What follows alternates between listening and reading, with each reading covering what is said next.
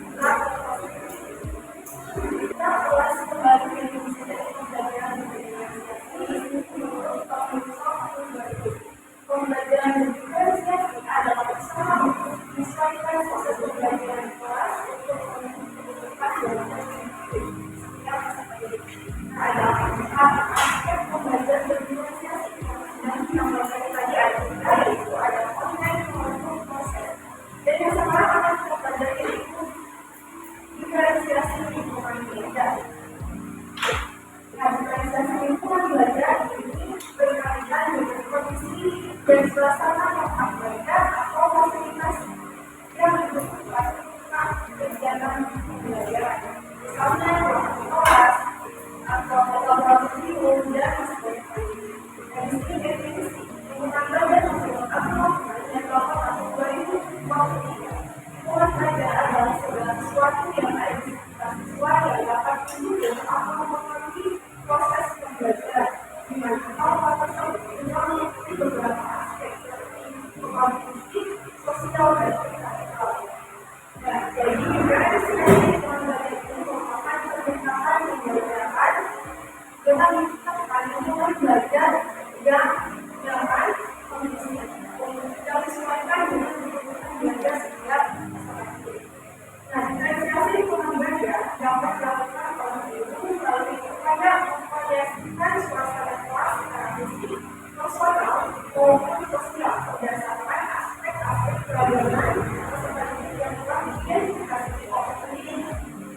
Nah, di sini kalau lihat dari segi fisik, lingkungan fisik itu berkaitan dengan suasana atau kondisi tempat belajar, keadaan kelas, misalnya meja dan kursi, misalnya kelas udara ataupun kebersihan kelas. Kemudian apabila dilihat dari lingkungan usaha, ini berkaitan dengan bagaimana siswa dapat merasa. Jadi termasuk pada komunikasi, kemudian kesiapan minat serta emosi.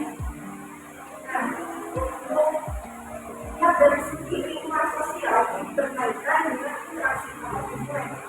Misalnya dari peserta didik dengan guru ataupun sesama masing-masing.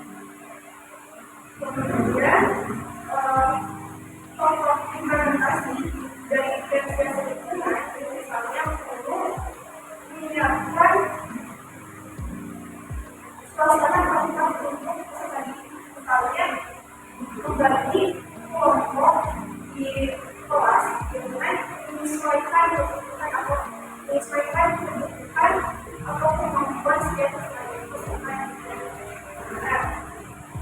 atau dapat juga dengan bekerja secara mandiri atau secara bersama-sama.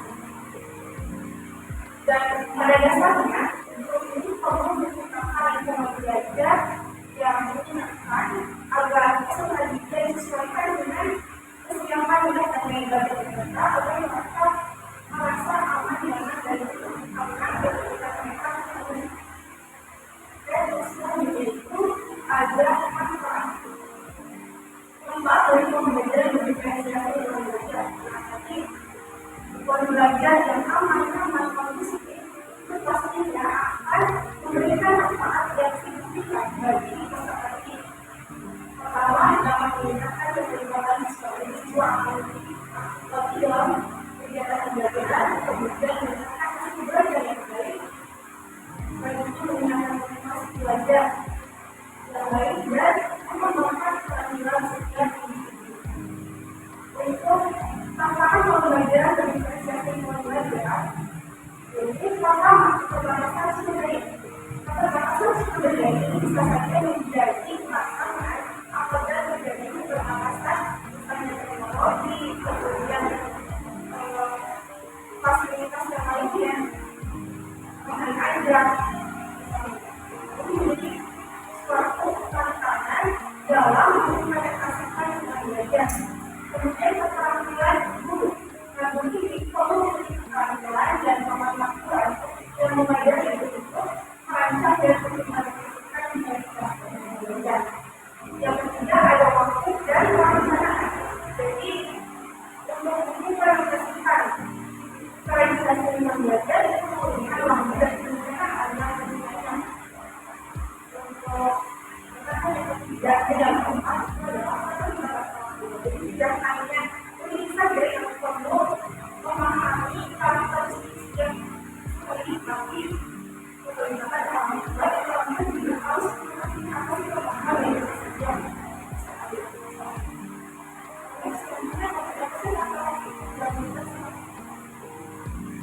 Baik, untuk yang selanjutnya itu kita membahas mengenai karakteristik lingkungan belajar. Di sini ada 6 karakteristik. Yang pertama itu setiap orang dalam kelas akan menyambut dan merasa disambut dengan baik. Lingkungan belajar yang baik itu ditandai dengan suasana kelas di mana setiap orangnya akan merasa disambut dan juga diterima dengan hangat.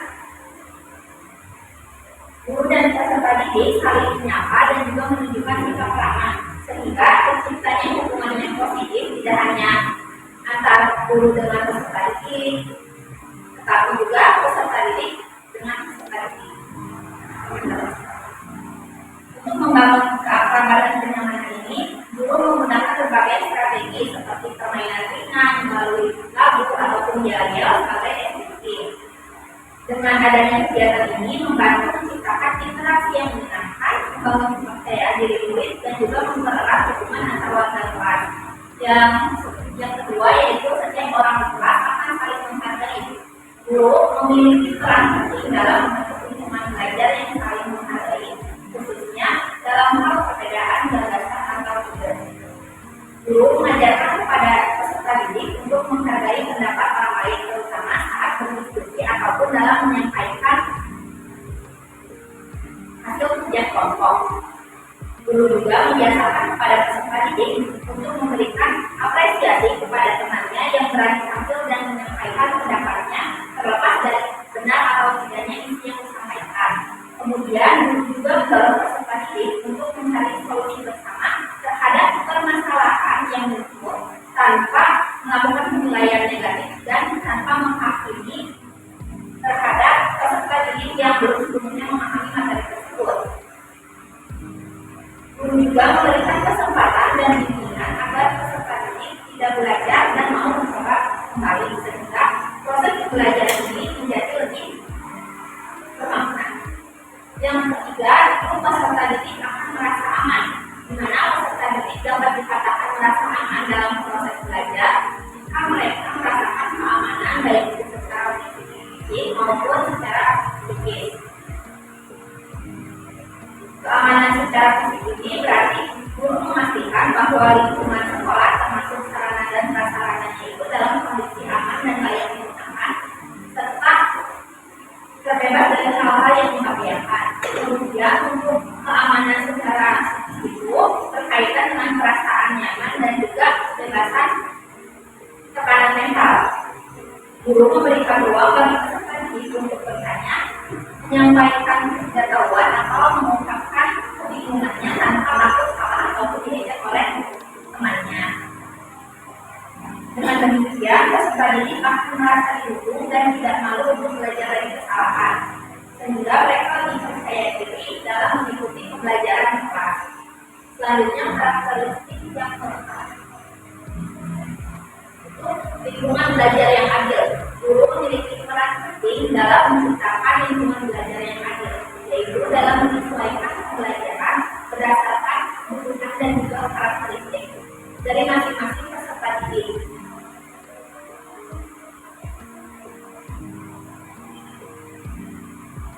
Keadilan di dalam kelas ini bukan berarti memberikan hal yang sama kepada setiap peserta didik, tetapi memberikan apa yang dibutuhkan oleh masing-masing peserta didik agar mereka dapat berkembang secara optimal.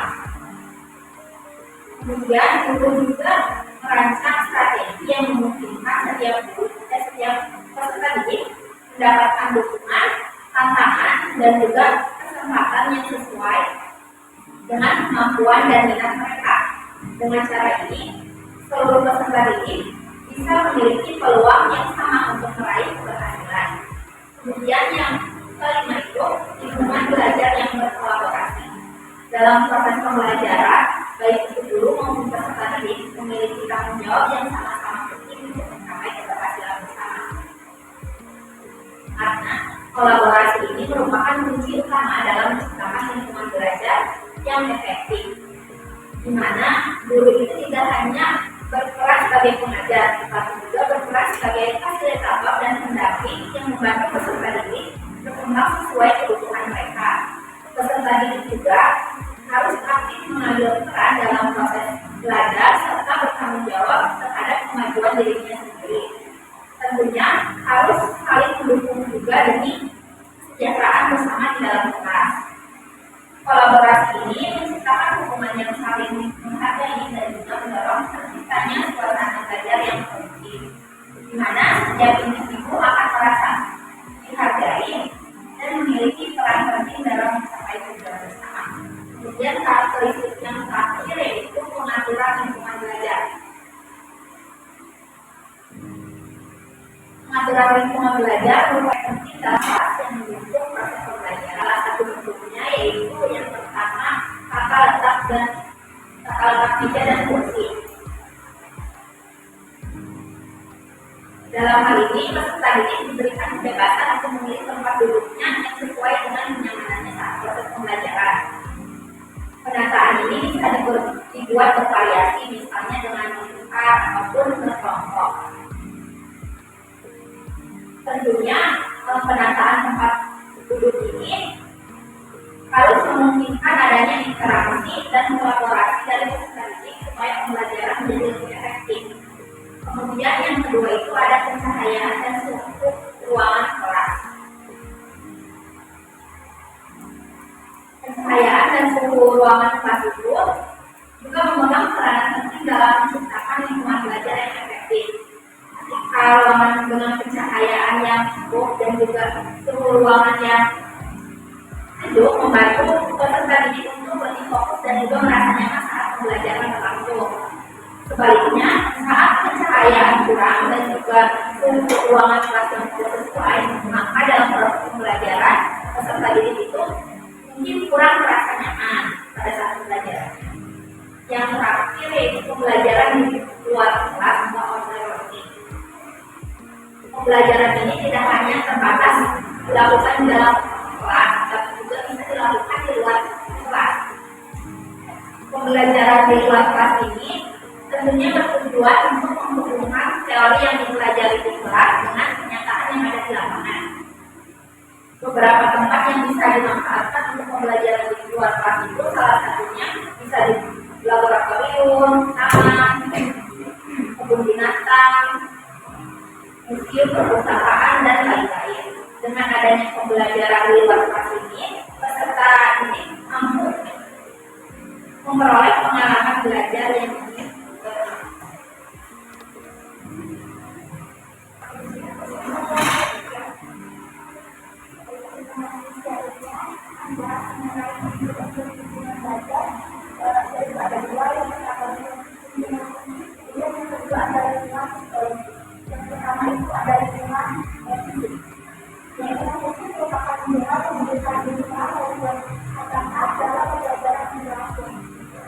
Jadi,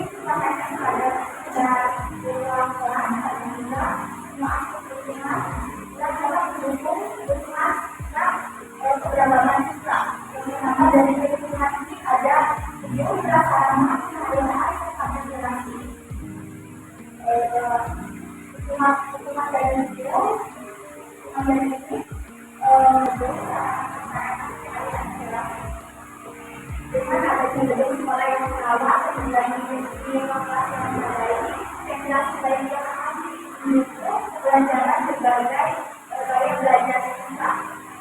Yang kedua ada pembelajaran fungsional dimulai pembelajaran fungsional proses merupakan ada bagaimana kita memetakan adalah pembelajaran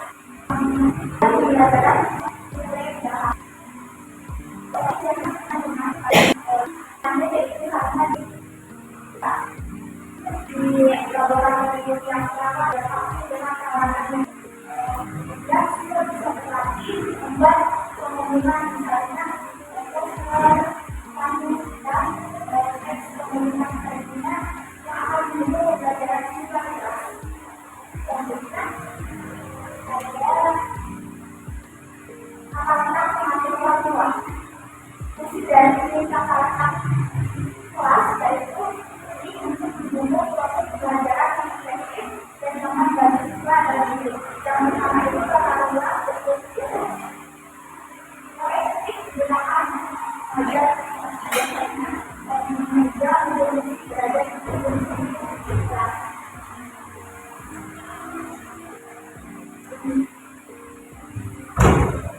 Itu sangat efektif konsentrasi karena siswa itu dapat melihat konsentrasinya ada di depan. Yang memungkinkan adanya diskusi dan tanya jawab yang lebih lancar. Tapi kalau dipertimbangkan bahwa diskusi ini yang ideal karena untuk kelas yang sangat besar, juga yang berbukti itu mungkin akan terlihat jauh dengan yang ada yang kedua ada pembelajaran atau secara berkelompok. Pengaturan ideal, pengaturan ruangan ideal adalah pengaturan pada apapun kelompoknya antara 3 sampai 5 orang yang membutuhkan diskusi yang efektif. Tapi perlu dipertimbangkan juga apakah ada ruang yang cukup untuk berinteraksi dengan teman. Yang ketiga ada kelas pada umumnya yaitu masyarakat. Ini untuk diskusi dan forum sosial kemudian aktivitas belajar yang melibatkan interaksi antara dua siswa. Tapi perlu dipertimbangkan juga bahwa dapat sama memiliki ruang bekerja bersama dengan yang lain. Selanjutnya ada teman psikologi. Teman psikologi saat ini untuk menghasilkan penggunaan yang bergabung bagaimana integrasi dalam kelas menguasai sangat mendukung dan psikologi akan berfungsi untuk mengambil psikologi belajar psikologi dan juga mencapai konsistensinya. Dari teman psikologi yang pertama adalah rasa aman pada situasi.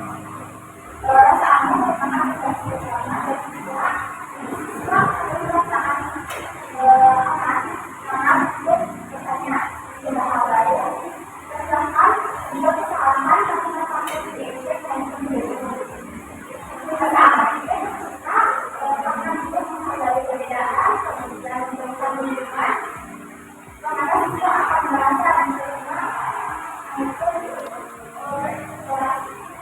yang kedua ada siswa saling menghargai pembelajaran yang diferensiasi menanamkan kolaborasi dan kerjasama belajar dan saling mengenai membentuk kembali sebagai persepsi dan strategi pembelajaran. Tidak ada kompetisi yang menyenangkan melainkan adanya semangat saling mendukung kemudian saling bersama. Yang ketiga adanya apresiasi yang kesehatan.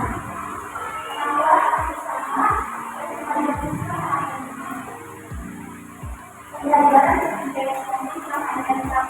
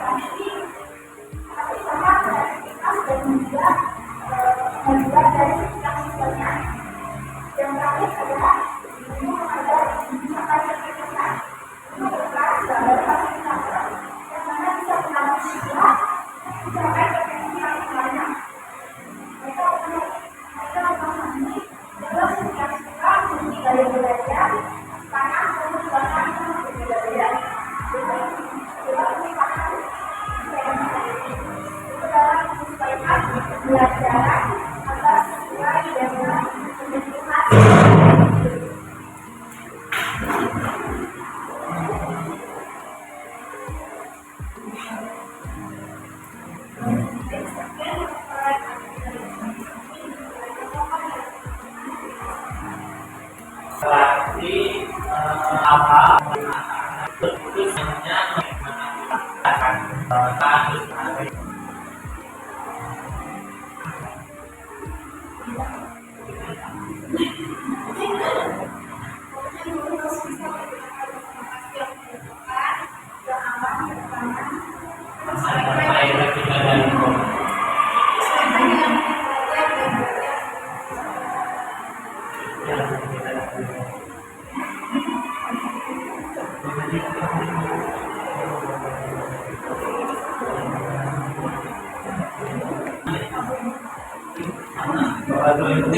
status Sekolah ini memiliki perkembangan kebiasaan baik.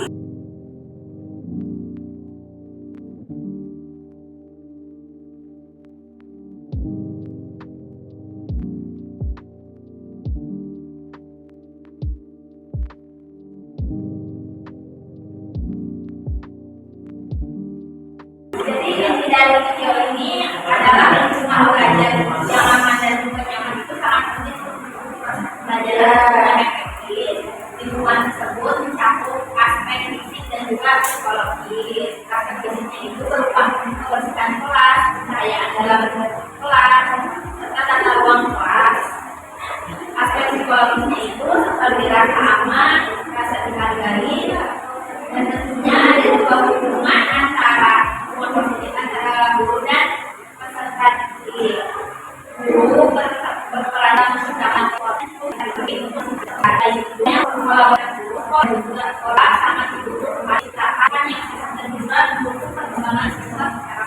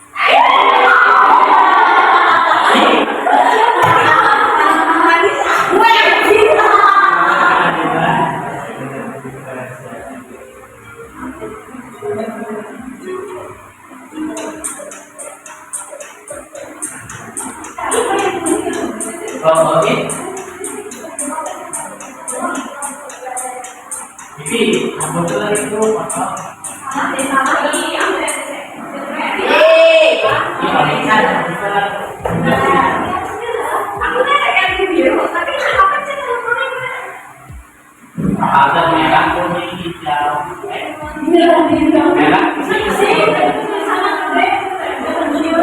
nggak bisa.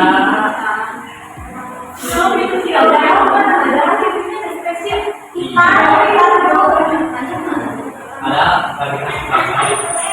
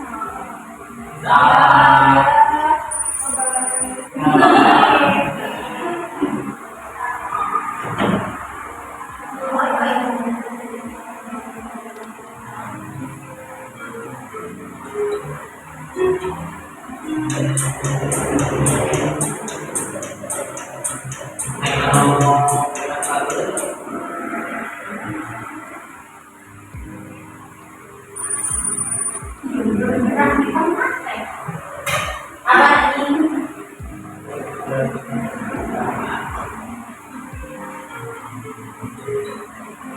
konek.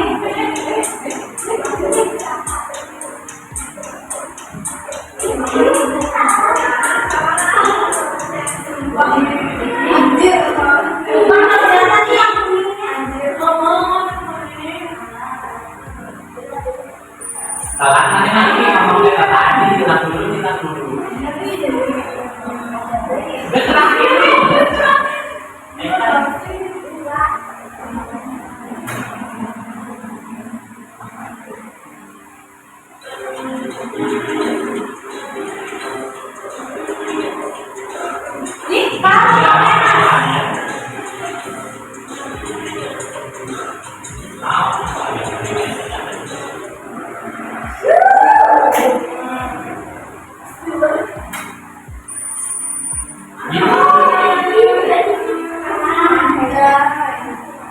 Terakhir.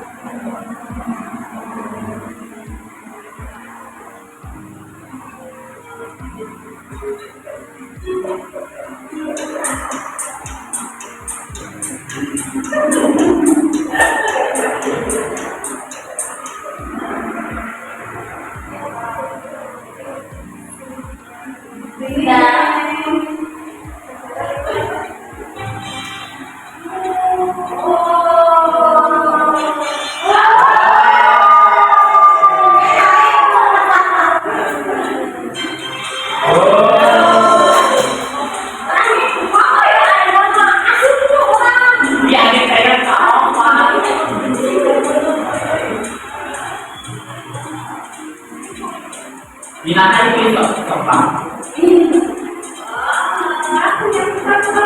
Yang kelima, oh makanan. Oh iya. Dan giliran datang ke sore ini berapa kilo? Giliran